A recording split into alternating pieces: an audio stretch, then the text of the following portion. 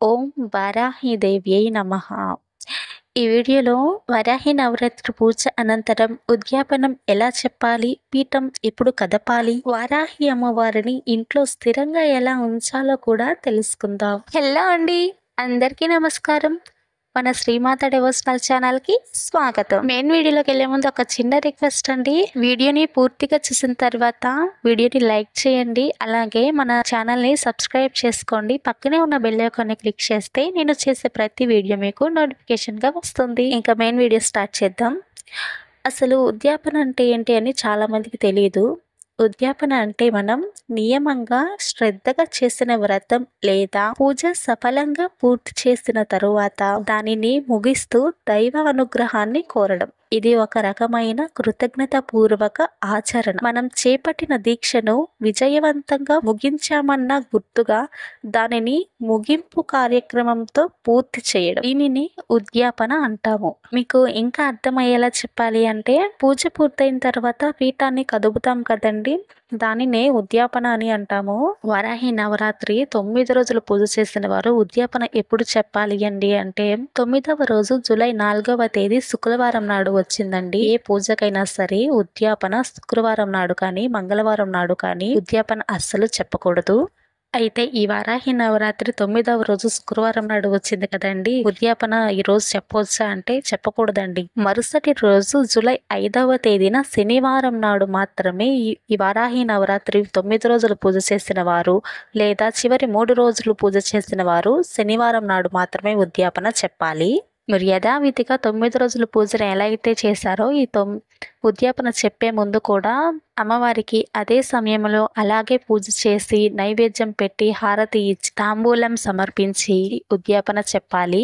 తాంబూలంగా పసుపు, కుంకుమ, చీర, బ్లౌజ్ పీస్, గాజులు ఇవన్నీ పెట్టవచ్చండి.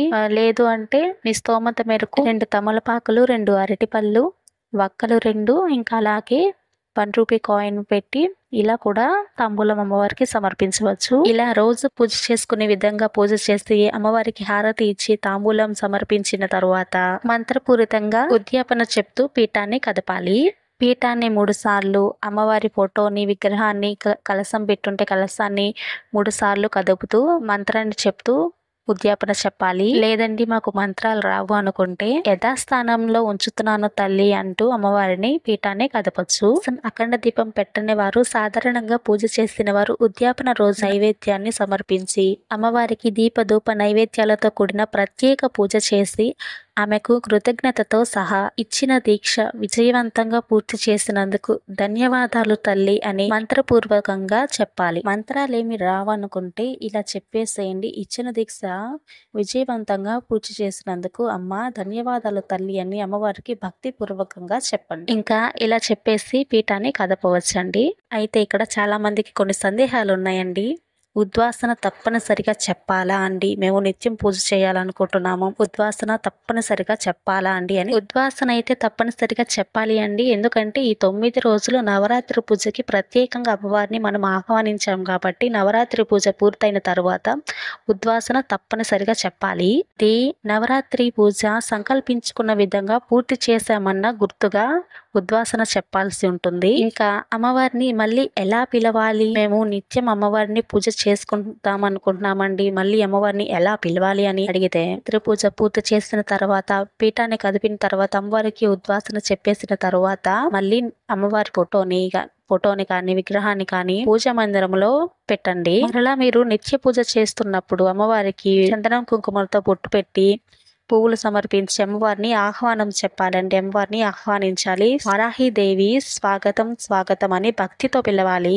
మీరు అమ్మవారికి నిత్య పూజ చేసుకునే విధంగా అయితే అమ్మవారిని ఆహ్వానించండి. అమ్మవారికి చెప్పుకోండి ఇలాగా, అమ్మ వారాహిదేవి మేము మీకు నిత్య పూజ చేయాలనుకుంటున్నాం తల్లి, నిన్ను ఆహ్వానిస్తున్నాం తల్లి, రా అమ్మ అని అమ్మవారిని భక్తి పూర్వకంగా అమ్మవారిని ఆహ్వానించండి. అమ్మవారిని ఇంట్లో నిత్యం ఉంచాలి అనుకుంటే మీరు ప్రతిరోజు శ్రద్ధలతో అమ్మవారికి పూజ చేయాల్సి ఉంటుందండి.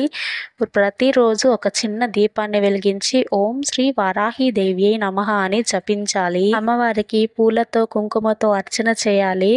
నిత్యం పుష్పాలతో, మల్లెలతో కానీ మందారాలతో కానీ అమ్మవారిని అలంకరించాలి. నిత్యం భక్తిపూర్వకంగా ధూపదీప నైవేద్యాలతో అమ్మవారిని పూజిస్తే అమ్మవారు నిత్యం మన ఇంట్లోనే ఉంటారండి. ఇది ఉద్యాపన చెప్పిన తర్వాత అమ్మవారి ఫోటోని కానీ విగ్రహాన్ని కానీ పూజా మందిరంలో ఉంచుకొని నిత్య పూజలా చేసుకోవాలి. ఇలా వారాహి నవరాత్రి పూజను సక్రమంగా ఉద్యాపన చేయడం ద్వారా మన ఇల్లు కుటుంబం అన్నిటికీ వారాహి అమ్మవారి కృప లభిస్తుందని శాస్త్రాలు చెబుతున్నాయి. శ్రీ వారాహి దేవియే నమః. నమో నమః. ఇంతేనండి ఈ వీడియో. ఈ వీడియో మీకు నచ్చినట్లయితే వీడియోని లైక్ చేయండి. అలాగే ఈ వీడియో మీకు యూజ్ అయితే తప్పకుండా ప్లీజ్ అండి లైక్ చేయండి. అలాగే ఈ వీడియోపై మీ అభిప్రాయాన్ని, మీకున్న డౌట్స్ని కామెంట్ చేయండి. అలాగే ఈ వీడియోని మీ ఫ్రెండ్స్కి, మీ ఫ్యామిలీ మెంబర్స్కి, మీకు తెలిసిన వాళ్ళ అందరికీ, ఇంకా ఈ పూజ చేసుకునే ప్రతి ఒక్కరికి కూడా షేర్ చేయండి. సో దట్ వాళ్ళకు కూడా యూజ్ అవుతుంది. ఇలాంటి మరిన్ని పూజ ఇన్ఫర్మేషన్ వీడియోస్ కోసం మన ఛానల్ని సబ్స్క్రైబ్ చేసుకోండి. ఉన్న బెల్ ఐకాన్ని క్లిక్ చేస్తే నేను చేసే ప్రతి వీడియో మీకు నోటిఫికేషన్గా వస్తుంది. ధన్యవాదాలు. Thank you for watching my video.